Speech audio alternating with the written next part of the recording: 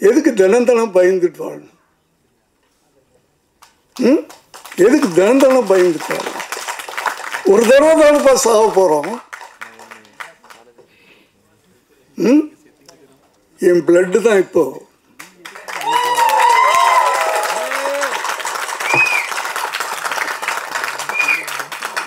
Gene தானே. நான் எந்த கட்சியும் கிடையாது இன்னைக்கு வரைக்கும். இப்போ வேணா இருக்கலாம் ஒரு கட்சியில் சேர்ந்துட்டேன் நான்.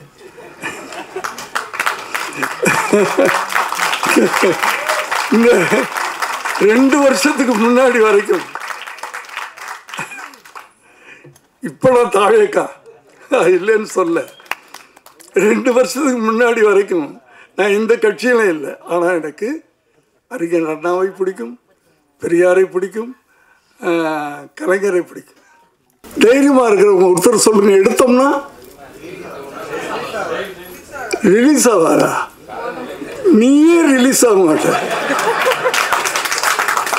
எங்கேயா இருக்கீங்க? படம் ரிலீஸ் ஆகாதுன்னு சொல்றீங்க. கலைஞரின் நீதிக்கு தண்டனைன்னு படம் எடுக்கிறேன், ரிலீஸ் ஆகுது. சிஎம் கூப்பிட்டு விடுறாரு. எப்படி இருக்கும்? ராதிகாவை கூண்டில் நிற்க வச்சு கலைஞரை ஜெயிலுக்குள்ளே போட்டு கலைஞரின் நீதிக்கு தண்டனைன்னு படம் எடுக்கிறேன். 70 படம் பண்ணியிருக்கிறேன். 70 படம் இட்டு கொடுக்கல. ஒரு டைரக்டர் செட்டில் இருக்கும்போது ஒரு அசோசியேட் டைரக்டர் கட் சொல்கிறான் அப்படின்றது என்னால் தாங்க முடியல. இன்னைக்கு வரைக்கும் நான் ரஜினியை பார்த்து அப்படியே பிரமிக்கிறது என்ன தெரியுமா? அவருடைய மென்டல் ஸ்ட்ரென்த். வெற்றிகளை அவர் தலையில் வச்சுக்கல. வாழும்போதே அவர் சரித்திரமாக இருக்கார். அந்த வெற்றி இதையெல்லாம் தலையில் வச்சுக்கல. நம்ம 2 படம் சக்ஸஸ் ஆன உடனே டப்புன்னு தலை காணாமல் போயிடுது. நமக்கு தலைன்னு ஒன்று இருக்கிறதே காணாமல் போயிடுது. இல்லைன்னா கனமாயிடுது. நமக்குன்னு எல்லாரையும் நான் சொல்ல எனக்குன்னு வச்சுக்கணும். அப்புறம் அது வேற கான்ட்ரவர்சி ஆகி போகுது. Purpose is incomplete, and purpose, when guided by faith, becomes art itself. A big heartfelt thanks to all our dignitaries who has been present on the dais, and we request everyone to kindly come down from the dais and take their seats for the next segment. Can we give them a bigger round of applause? And next up, we have the most awaited celebration. So guys, cheer up. பயங்கரமா sound பண்ணணும், கை தட்டணும், எல்லாமே பண்ணணும். cheer up, come on. இந்த மேடை எனக்கு ரொம்ப special மேடைன்னு சொல்லலாம். இன்னும் சொல்ல போனா பிளஸ்ட் ஸ்டேஜ், ஆசீர்வதிக்கப்பட்ட மேடை அப்படின்னு சொல்லலாம். ஏன்னா நான் உட்கார்ந்துருந்தது கத்தோலிக்க திருச்சபையின் தலைமையிடம் ரோம். அங்கேருந்து நான் 2 தரம் போயிருக்கிறேன். அங்கிருந்து இந்த விழாவுக்கு வந்திருக்கின்ற குருவின் பக்கத்தில் நான் உட்காந்துருந்தேன். இந்த பக்கம் சினிமாவுடைய சரித்திரம், லெனின் சார். இங்கே 2 பேருக்கு மத்தியில் நான் உட்காந்துருக்கிறேன்.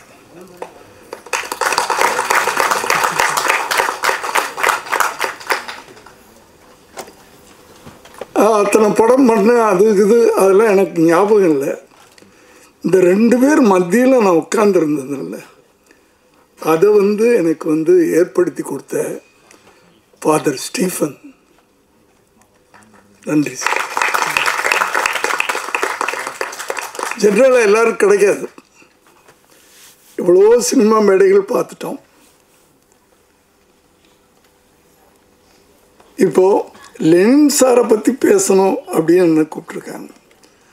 அதாவது ஒரு சரித்திரத்தை பற்றி சினிமாவில் எத்தனையோ பேர் இருந்தாங்க, போயிட்டாங்க, வாழ்ந்துக்கிட்டு இருக்காங்க. ஒரு சிலர் இன்னும் வாழ்ந்துக்கிட்டு இருக்கிறாங்க. அப்படி சினிமாவில் ஒரு சரித்திரமாக இன்று வரை வாழ்ந்து கொண்டிருக்கின்ற, நான் எடிட்டர், அதெல்லாம் அப்புறம் ஒரு நல்ல மனிதர். அதாவது சினிமாவுக்கு வந்தோம், என்னையெல்லாம் நான் நடித்து பார்க்கும்போது சினிமாவுக்கு வந்தோம், சம்பாதிக்கணும், கஷ்டப்படணும், நிறையா படங்கள் பண்ணணும், கார் வாங்கணும், வீடு வாங்கணும், வசதியாக இருக்கணும்.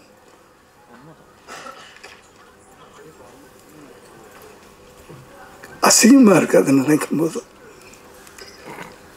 சினிமாவை ஒரு தவமாக எடுத்துக்கொண்ட ஒரு சிலரில் லெனின் சார்.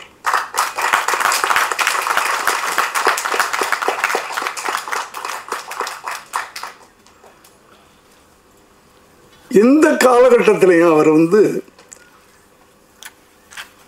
தன்னுடைய அந்த நிலைப்பாட்டை மாற்றிக்கிட்டல. அவர் நடிச்சிருந்தா எத்தனையோ படங்கள் பண்ணியிருக்கலாம். அவருக்கு அது பிடிக்கணும், முதல்ல அந்த படம் அவருக்கு பிடிக்கணும், காசுலாம் அப்புறம்.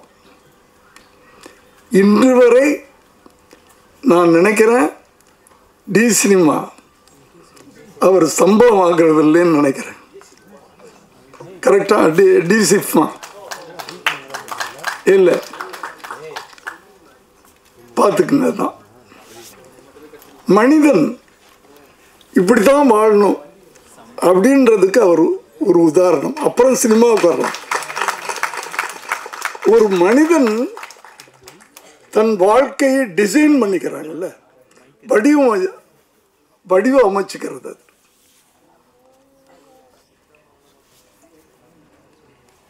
அப்படியாப்பட்ட ஒரு நல்ல மனிதரை பற்றி பெருமையான விஷயம், பெருமைப்படுறேன். அதுக்கு பிறகுதான் அவர் ஒரு எடிட்டராக பார்க்குறேன் நான். இந்த மனிதன் ஒரு எடிட்டர். எந்த காலம் பார்த்தீங்கன்னு நினைக்கிறேன், அந்த மூவியாலான்னு சொல்லுவாங்க, அந்த தூண்டு ஸ்க்ரீனில் பார்ப்போம்.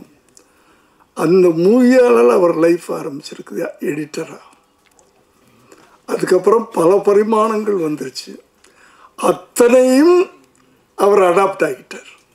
அதான் அந்த எடிட்டிங் ஸ்டைல் மாற மாற மாற, டெக்னாலஜி மாற மாற மாற தன்னையும் அவர் மாற்றிக்கிட்டு இன்று வரை எத்தனை பேரை உருவாக்கிட்டு இருக்காரு அப்படின்னு நினைக்கும்போது ஒரு குருவாக நீங்கள்லாம் பெருமைப்படணும். அதாவது டி சினிமா அதை பற்றி சொல்லணுன்னா, இப்போ நிறையா நான் பர்டிகுலராக எதையும் சொல்ல, நிறையா ஃபிலிம் இன்ஸ்டியூட் நிறைய வந்துருச்சு. ஆனால் ஸ்டீஃபன் சார் பண்ணிக்கிட்டு இருக்கிறது நான் அவர்கிட்ட கொஞ்ச நாள் தான் நான் பழகியிருக்கேன், ஒரு வருஷம் பழகியிருக்கேன்னு நினைக்கிறேன். அந்த ஒரு வருஷ காலத்தில் அவர் இதை ஒரு வியாபாரமாக அந்த நோக்கத்தில் அந்த டி சினிமாவை அவர் நடத்தலை. முதல்ல ஒரு சர்வீஸாக எடுத்துக்கிட்டார். அந்த சர்வீஸுக்கு ஒரு நல்ல மனிதன் பில்லராக இருக்கார் லெனின் சார். அதனால் மறுபடியும் நான் சொல்லிக்கிறது பெருமையாக இருக்கிறது. அப்படியாப்பட்ட இந்த விழாவில் நான் கலந்துக்கிட்டது ரொம்ப நல்ல விஷயம். அடுத்தது இங்கு இன்று இந்த 3வது பட்டமளிப்பு விழா, அதில் இன்னைக்கு அந்த பட்டம் வாங்கிய அத்தனை பேருக்கும் என்னுடைய வாழ்த்துக்கள். ஒரு நல்ல கலைஞர்களை நீங்கள் உருவாக்குறீங்க சார், உங்களுக்கு நன்றி. ஏன்னா ஒரு பானை சோத்துக்கு ஒரு பாதம் ஒரு சோறு தான் அப்படின்னு அந்த காலத்துலேருந்து சொல்லிக்கிட்டு இருப்போம். 3 ஷார்ட் ஃபிலிம் பார்த்தோம். 3 விதமான. ஆனால் இதில் எனக்கு ஒரு ஆச்சரியமான விஷயம், சினிமா ஆரம்பித்தது ஊமை படம்னு சொல்லுவாங்க, டைலாக் இருக்காது. அப்படின்னு சொல்லுவாங்க. அந்த காலகட்டம்லாம் நமக்கு எந்த வருஷம்னு தெரியல, நம்ம தெரியாது.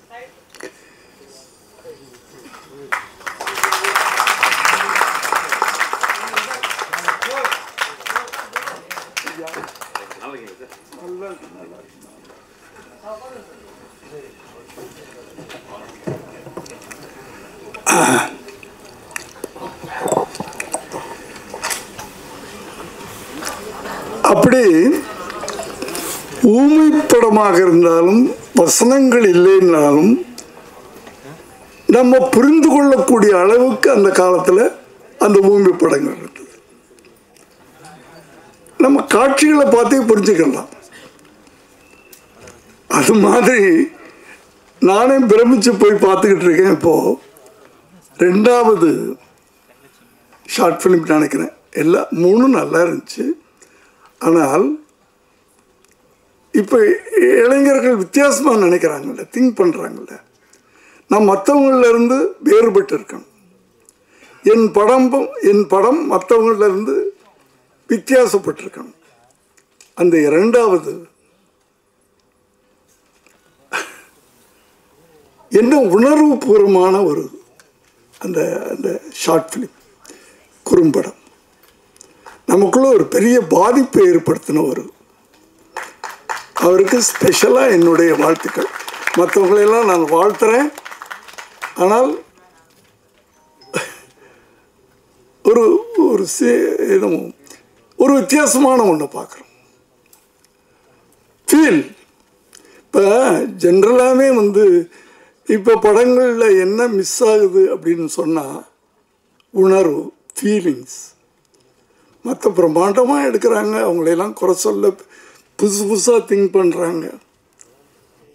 ஆனால் அந்த ஒரு படம் பார்க்கும்போது ஒரு நூல் இழை ஆரம்பத்துலேருந்து கடைசி வரைக்கும் ஒன்று ஓடிக்கிட்டு இருக்கும். அதுதான் ஃபீல்ன்றது. அந்த ஃபீல், அந்த நூல் தான் அந்த உணர்வோடு நம்ம நம்மளை அதுக்குள்ளே அந்த படம் பார்க்குறோம்ல, அந்த படத்துக்குள்ளே நம்மளை கொண்டு போய் அப்படியே எல்லாத்தையும் மறந்துட்டு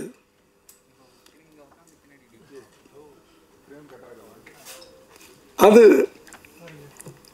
அடுத்தது அதில் இது ஒரு இடத்துல நான் அந்த ஷார்ட் ஃபிலிம் பிறகு டிசிஃபாவை பற்றி போடும்போது போட்டிருந்தாங்க.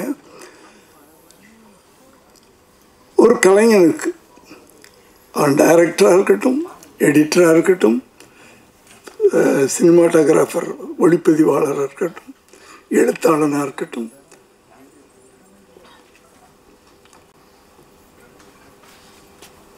நல்ல வார்த்தை இருந்துச்சு. Mental power. அதாவது அறிவுன்றது ஒரு கதை எழுதுனா அதெல்லாம் பண்ணுறோம், டைரக்ட் பண்ணுறோம், ஃபிசிக்கல் பவர் அதெல்லாம். ஆனால் மென்டலாகவும் நீ ஸ்ட்ரென்த்தாக இருக்கணும்னு சொல்கிறாங்க. அந்த மென்டல் ஸ்ட்ரென்த் இல்லைன்னா நம்மளால் விஸ்டாண்ட் பண்ண முடியாது. அது ரொம்ப அழகாக சொல்லியிருந்தேன்.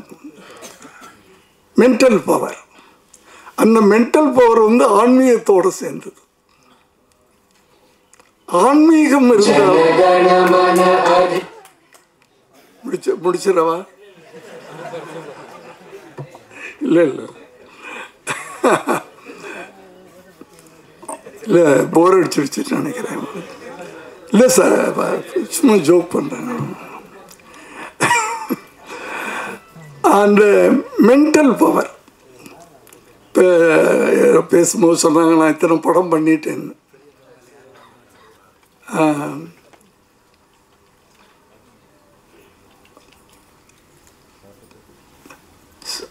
91 சட்டம் ஒரு 81 சட்டம் ஒரு ரிலீஸ் ஆகுது.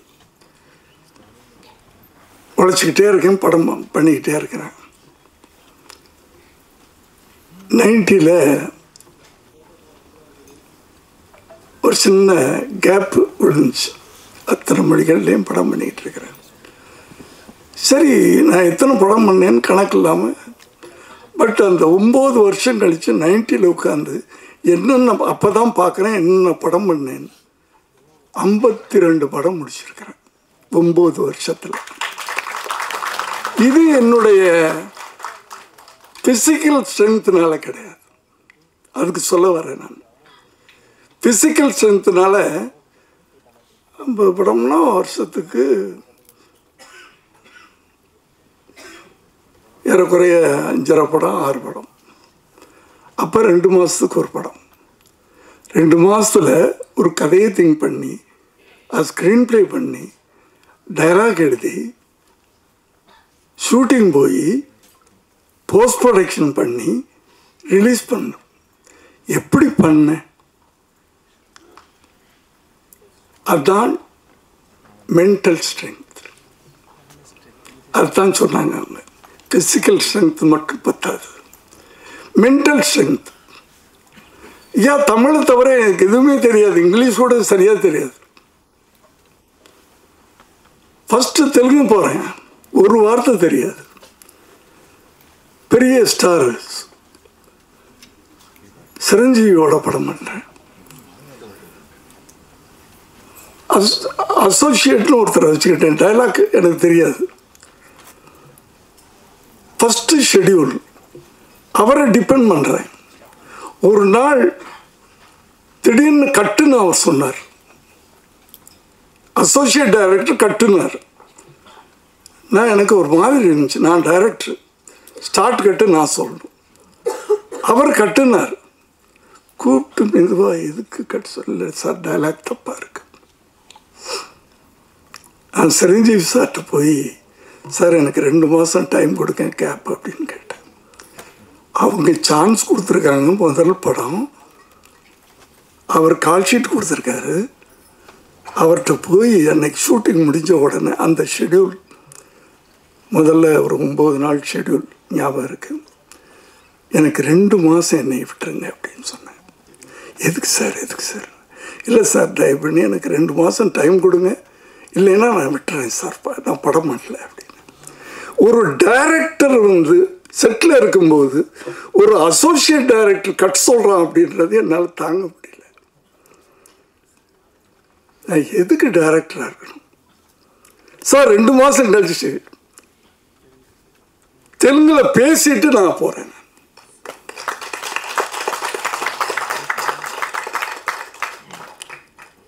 ரெண்டாவது படம் அவரோடைய படம் பண்ணுறேன். தெலுங்குல நான் அவருக்கு டைலாக் சொல்லி கொடுக்குறேன் அசோசியேட்டாக. இது எல்லாம் எதுக்கு சொல்கிறேன்னா, நான் செல்ஃப் பூஸ்டிங்காக இல்லை, மென்டல் பவர். நம்ம கற்றுக்கிறோம்யா. ஏன்னா ஒரு டைரக்டர்னா அடுத்த லாங்குவேஜ் போகிறேன்னா கற்றுக்கணும். சட்டானே கல் இது, அங்கேயே சில்வர் ஜூப்ளி கொடுக்குறேன். தப்பட்டுன்னு எனக்கு கன்னடம் அப்படியே வந்துடுச்சு. துவாரகிருஷ்ணன் கேள்விப்பட்டிருப்பீங்க, அவர் பேனர் பெரிய கன்னடம். ஹிந்திக்கு போகிறேன். என் ஒய்ஃபு கொஞ்சம் ஹிந்தி தெரியும், கூட கூட்டிகிட்டு போகிறேன். இதே மாதிரி தான் முதல் படம் எனக்கு ஹிந்தி தெரியாது, 2வது படம் நான் ஹிந்தியில் சொல்லி கொடுக்குறேன் டைலாக். இதெல்லாம் இளைஞர்களுக்கு என்ன சொல்கிறேன்னா, இந்த mental power it's very very important. 70 படம் பண்ணியிருக்கிறேன். 70 படம் இட்டு கொடுக்கல. 50 படம் ஜெயிச்சிருப்பேன், 20 படம் ஃபெயிலியர் ஆகிருக்கும். ஆனால் நினச்சி பார்க்குறதில்ல, ஒரு லைஃப் உழைச்சேன், கஷ்டப்பட்டேன். அதே நேரத்தில் அந்த மென்டல் ஸ்ட்ரென்த் இன்னைக்கு வரைக்கும் நான் ரஜினியை பார்த்து அப்படியே பிரமிக்கிறது என்ன தெரியுமா? அவருடைய மென்டல் ஸ்ட்ரென்த், ஆன்மீக ஸ்ட்ரென்த்.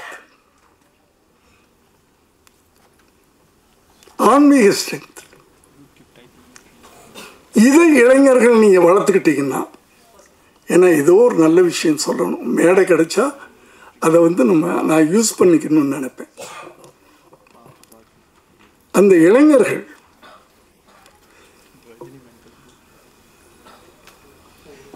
லெனின் சார்ட் அது இருக்குது. அந்த அதான் அந்த அந்த ஆன்மீகம் எடுத்த உடனே யாரை போட்டார்? அவர் லைஃப்பில் புத்தரை போட்டார். அவரே ஒரு புத்தர் தான். அதாவது வெற்றிகளை அவர் வந்து தலையில் வச்சுக்கல. இந்த இந்த ஒரு ஒரு வாழ்க்கை சரித்திரமாக இருந்து வாழும்போதே அவர் சரித்திரம் சார். வாழ்ந்த பிறகு சரித்திரம் படிச்சது ரொம்ப பேர். வாழும்போதே அவர் சரித்திரமாக இருக்கார்.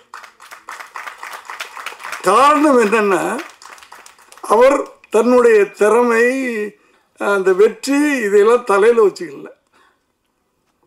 நம்ம 2 படம் சக்ஸஸ் ஆன உடனே டப்புன்னு தலை காணாமல் போயிடுது. நமக்கு தலைன்னு ஒன்று இருக்கிறதே காணாமல் போயிடுது. இல்லைன்னா கனமாயிடுது.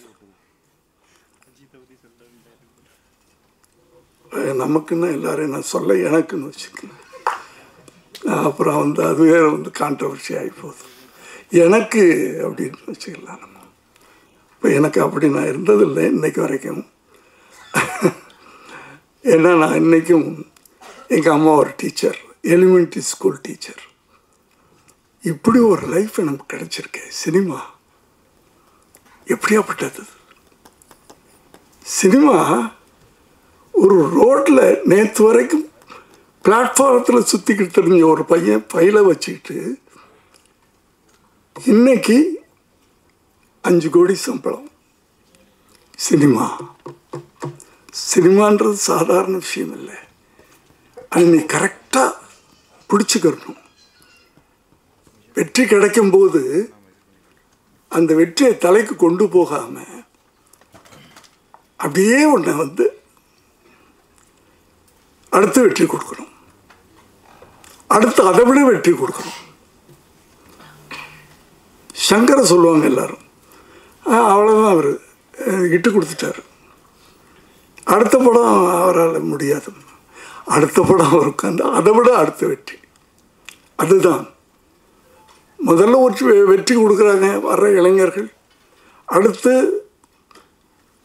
அவங்களுக்கு சூப்பர் ஸ்டார்லாம் கிடச்சிட்றாங்க. அதை வச்சு வெற்றி அடைகிறாங்க. 2 படம் 3 படம் அப்புறம் காணாமல் போயிடுறாங்க.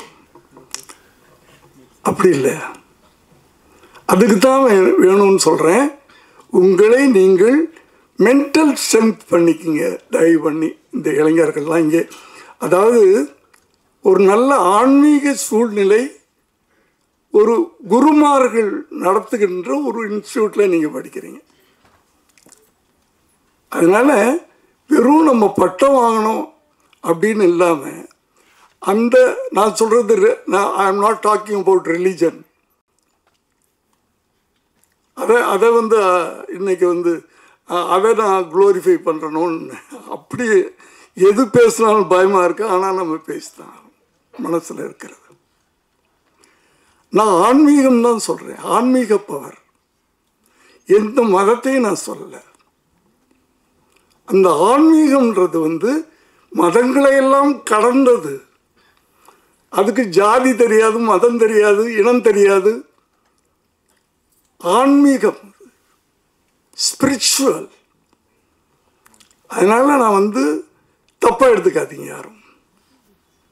மதங்களையெல்லாம் கடந்தது ஆன்மீகம், கடவுளை கடந்தது. இன்னும் சொல்லப்போனால் பெரியாரை நான் சொல்லுவேன், கடவுளை இல்லைன்னு சொல்றது ஆன்மீகம் கூட சொல்லலாம். ஏன்னா நல்ல உணர்வு தான் இறைவன், நல்ல மனசு தான் இறைவன், நல்லது நம்ம செஞ்சோம்னா நம்ம இறைவன்.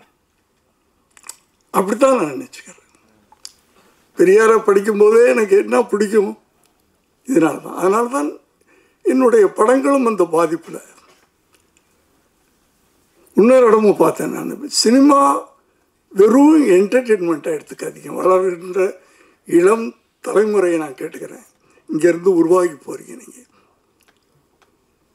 அது வெறும் என்டர்டெயின்மெண்ட்டாக மட்டும் இருக்கக்கூடாது. உன்னால் இந்த சமுதாயத்துக்கு ஏதாவது ஒன்று சொல்லுப்பா. 2 மணி நேரம் படத்தில் 2.5 மணி நேரம் படத்தில் 2.25 மணி நேரம் நீ என்டர்டெய்னிங் சொல்லு. அந்த கடைசி 10 நிமிஷத்தில் ஏதாவது ஒன்று நாட்டுக்கு அது நல்ல விஷயங்கள், அது அரசியலாக இருக்கட்டும், சமூகமாக இருக்கட்டும், மதமாக இருக்கட்டும், எதுவாக இருக்கட்டும், நல்ல விஷயங்களை சொல்லுங்கள். ஏன்னா சினிமா மாதிரி ஒரு பவர்ஃபுல்லான மீடியா கிடையவே கிடையாது, கிடையவே கிடையாது. எப்படி பவர்ஃபுல்லான ஒரு உதாரணத்துக்கு ஒன்று சொல்கிறது இந்த ஜெனரேஷனுக்கு தெரியாது. நமக்குள்ள ஒரு சோஷியல் கான்சியஸ், சமூக அக்கறை. நான் எந்த கட்சியும் கிடையாது இன்னைக்கு வரைக்கும். இப்போ வேணா இருக்கலாம் ஒரு கட்சியில் சேர்ந்துட்டேன் நான்.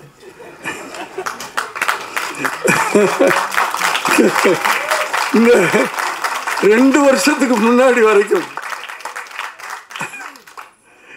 இப்போ நான் தாவேக்கா இல்லைன்னு சொல்ல, 2 வருஷத்துக்கு முன்னாடி வரைக்கும் நான் இந்த கட்சியிலும் இல்லை. ஆனால் எனக்கு அறிஞர் அண்ணாவை பிடிக்கும், பெரியாரை பிடிக்கும், கலைஞரை பிடிக்கும். எனக்கு இந்த 1987 கலைஞரை அரெஸ்ட் பண்ணி கொண்டு போனாங்க. எனக்கு கஷ்டமாக இருந்துச்சு. ஏன்னா கலைஞரை நான் அண்ணன்னு கூப்பிடுவேன். என் அண்ணனை அரெஸ்ட் பண்ணிட்டு போகிறாங்க, கஷ்டமாக இருந்துச்சு. 3வது நாள் கலைஞரின் நீதிக்கு தண்டனைன்னு கதை நான் விளம்பரம் கொடுக்குறேன். அப்போது அவர் எதிர்கட்சி தலைவராக இருந்தார். எம்ஜிஆர்ன்ற ஒரு பவர்ஃபுல் பவர் ஆண்டுகிட்டு இருக்கு. கலைஞரின் நீதிக்கு தண்டனைன்னு தந்தியில் நீங்களாம் அந்த ஜென்ரேஷன் பார்த்துருப்பீங்கன்னு நினைக்கிறேன். ஃபுல் பேஜ் விளம்பரம். ராதிகாவை கூண்டில் நிற்க வச்சு கலைஞரை ஜெயிலுக்குள்ளே போட்டு கலைஞரின் நீதிக்கு தண்டனைன்னு படம் எடுக்கிறேன். ரிலீஸ் ஆகுது. சிஎம் கூப்பிட்டுறார். எப்படி இருக்கும்? தப்பு நடக்குதுயா. நான் சொல்கிறேன், சினிமாவில் எங்கிட்ட ஒரு ஆயுதம் இருக்கு, அதை நான் யூஸ் பண்ணுறேன். என்ன நடந்தாலும் பரவாயில்ல. இப்பெல்லாம் அப்படி எடுக்க முடியாது.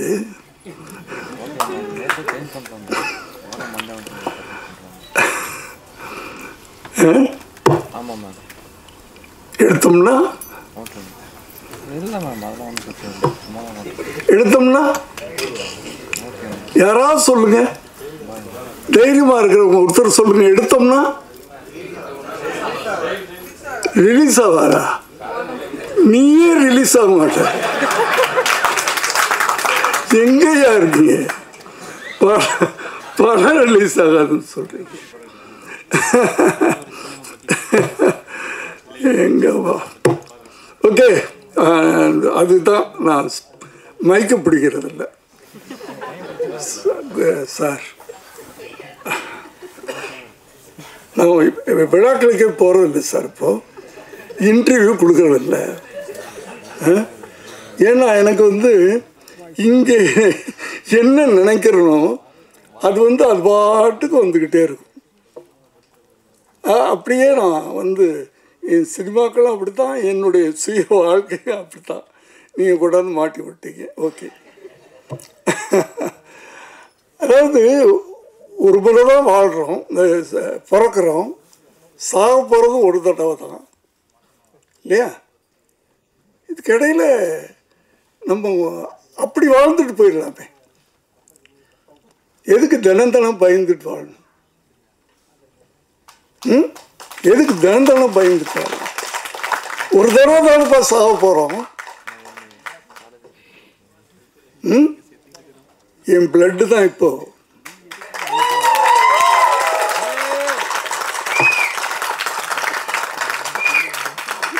ஜீன் தானே, ஜீன் தானே. எங்கெங்கோ போயிட்டேன், எங்கெங்க வந்துட்டேன். சாரி. லெனின் சார் ஜீன்னு சொன்னோன்னே லெனின் சார். பீம்சிங்கை பற்றி இந்த ஜென்ரேஷனுக்கு தெரியாது. நான் படங்கள்லாம் பார்த்துருக்கேன். ஒவ்வொரு படத்துலையும் அந்த குடும்ப உறவுகள் இப்போ குடும்பமே கிடையாது. புருஷன் பொண்டாட்டி பிள்ளை கூட அந்த 18-20 வயசு வரைக்கும் சம்பாதிக்க ஆரம்பிச்சிட்டான்னா அவ்வளோதான். இதுதான் குடும்பம்னு ஆகிப்போச்சு.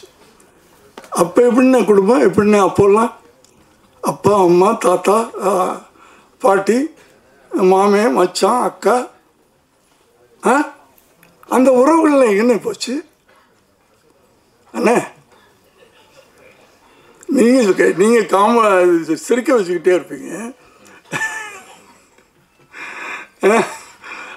படங்களில் அப்போல்லாம் ஒரு என்னதான் அதில் என்டர்டெயின்மெண்ட் அதுக்கு இது இருந்தாலும் அது ஒரு பாடமாகவும் இருந்துச்சு. இப்போ வரும் படங்களாக. ஸோ இளைஞர்களை கேட்டுக்கிறேன், எடிட்டர்ஸ் வரவங்க, நானும் ஒரு லெனின் சார் மாதிரி எதிர்காலத்தில் வரணும் அப்படின்னு நினச்சிங்க. ஒவ்வொரு கலைஞனும் அப்படி வரணும்.